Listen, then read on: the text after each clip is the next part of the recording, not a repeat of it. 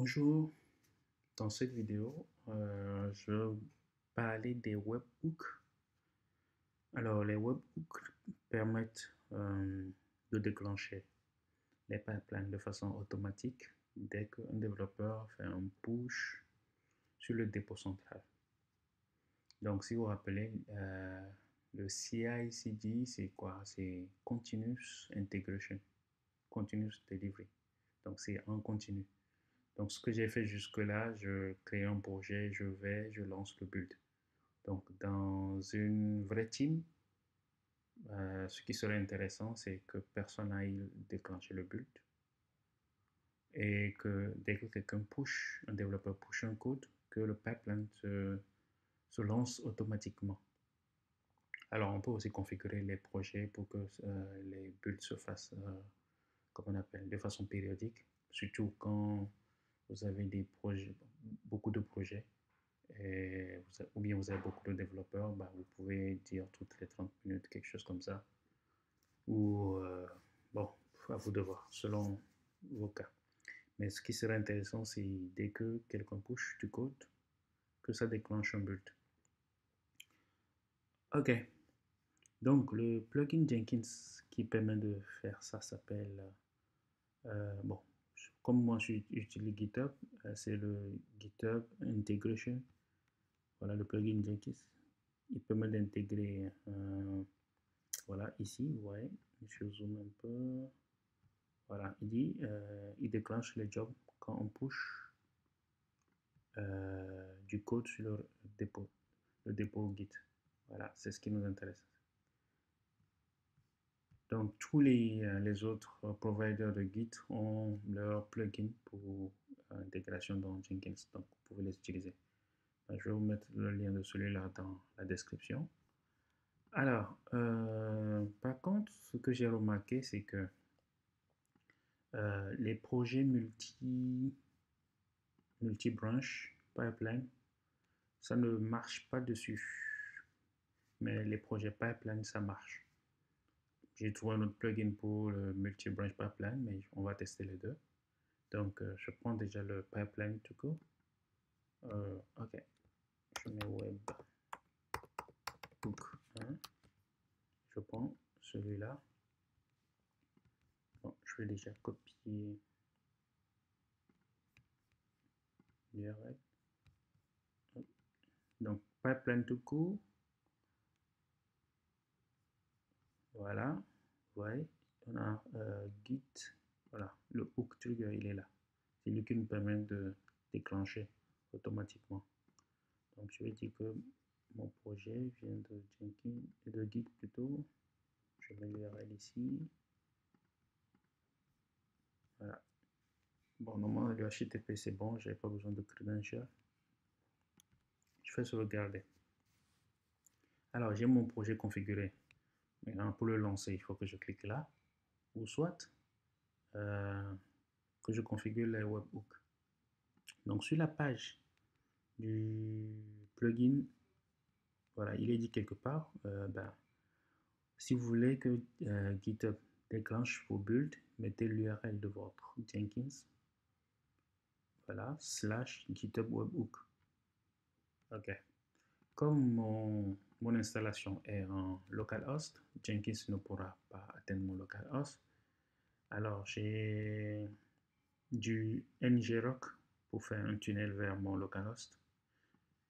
Si vous ne savez pas c'est quoi ngrok, j'ai fait une vidéo, je vous mettrai le lien dans la description pour que vous allez voir.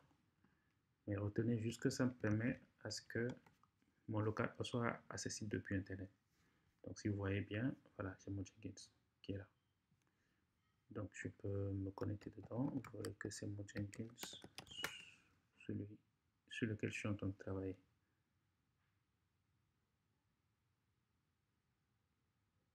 Ok, ça va s'afficher. Alors ça prend du temps. Ok, retenez que c'est mon Jenkins. Je sais pas pourquoi ça prend du temps. Bon, je vais fermer, continuer. Donc, vu que j'ai mon URL maintenant, pour configurer le webhook, il faut aller dans les settings du dépôt. et vous avez webhooks. Voilà, ben, vous ajoutez un webhook. Je mets mon URL. Alors c'est slash GitHub webhook. Voilà. Bon, je le dis. Ouais, il peut vérifier le SSL. Sinon, si j'ai pas un certificat SSL qui est, disons, valide, je lui dis de désactiver la vérification. Voilà, donc mon webhook il est configuré. Donc ça veut dire que chaque fois, cette fois-ci, bon, chaque fois que je viendrai, disons, faire une modification pusher, je fais une modif, je push. Donc voyons bien, ici, il n'y a aucun but.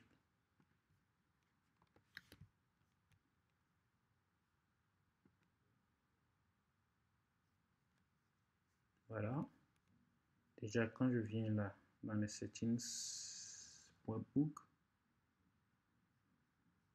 je fais edit. Il dit qu'il a envoyé un webhook tout à l'heure. Donc quand je viens là, je regarde. Voilà. Attendez, je lance manuellement le build pour voir s'il marche déjà. Le build marche. Ça n'a pas été déclenché. Voyons voir si mon URL il est correct. Vous voyez, il y a les posts qui ont été faits. Je peux voir ça. Je ne sais pas pourquoi.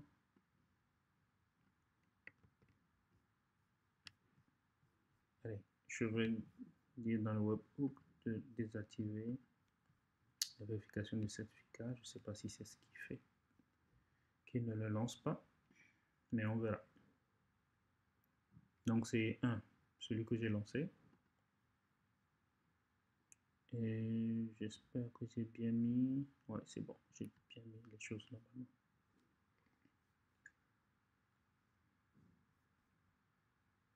On dirait que ma connexion me joue des tours.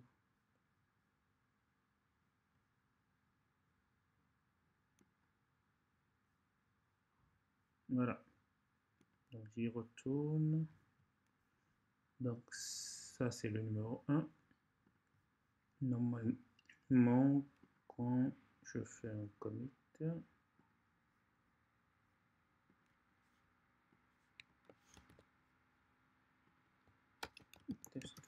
3, il est censé déclencher. Voilà. Ouais. Peut-être que c'était le certificat. Vous voyez, il est en train de déclencher le build.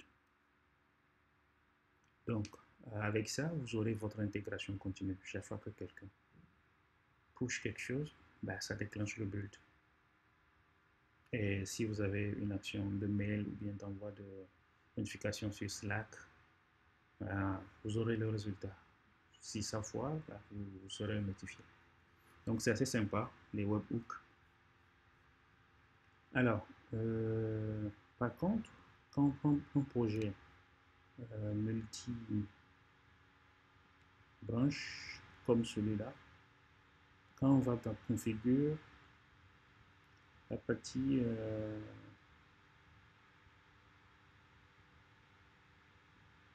déclencher automatiquement les builds, scan multi-branch pipeline trigger, vous voyez, on n'a pas les options que j'avais de l'autre côté. Normalement, vous avez juste periodically if not otherwise run. Donc là, ici, vous pouvez définir des intervalles. Et quand la périodicité,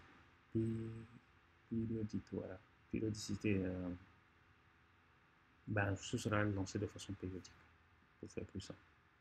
Donc, pour lancer le build aussi de façon automatique, comme le webhook le fait pour le pipeline simple, alors j'ai trouvé ce plugin qui s'appelle Multi-Branch Scan Webhook Trigger que vous pouvez installer et qui vous donne cette option-là, Scan by Webhook. Donc, pour installer un plugin, normalement c'est simple, hein. Vous allez dans Administration, c'est là, plugin, disponible. Donc c'est ici que vous cherchez les plugins et que vous les installez. Il suffit d'encocher de cliquer dessus pour l'installer. Ici, vous avez tout ce que vous avez installé. Donc, une fois le plugin installé, vous avez... allez, c'est parti. Voilà, vous avez cette option. Et dans la doc, ils vous disent, bah, si vous voulez déclencher, vous mettez l'URL de votre Jenkins, /multi, branch, tout ça, invoke, et puis votre token.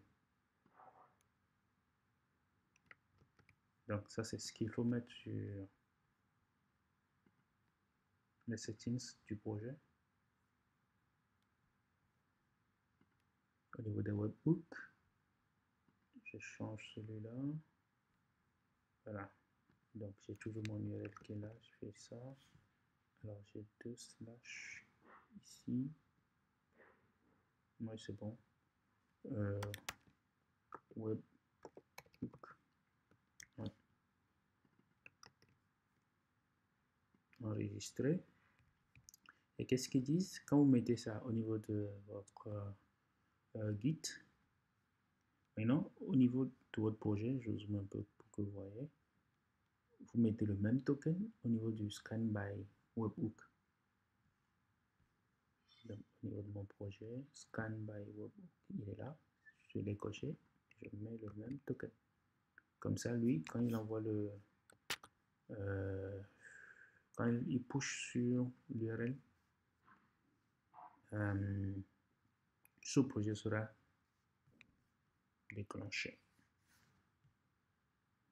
Alors, voyons voir. On est où? Actuellement, on est au 16. OK. Alors, modifier quelque chose sur le dépôt.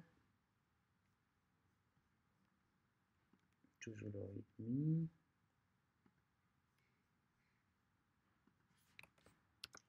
4. Message de commit. Test 4. Je clique. On était au 16. Voilà, le 17 s'est lancé.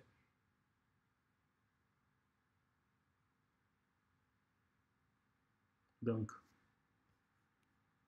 ça, c'est la façon intéressante de configurer les pipelines lorsque on est en équipe, surtout quand on a plusieurs équipes. On a plusieurs membres dans l'équipe, voilà, pour que dès que quelqu'un envoie un commit, que le pipeline se déclenche, fasse l'intégration. Comme ça, on est notifié très rapidement quand il y a quelque chose qui foire. Bon, voilà. C'est ce que je voulais vous montrer dans cette vidéo. Et n'oubliez pas de vous abonner à la chaîne pour en avoir plus.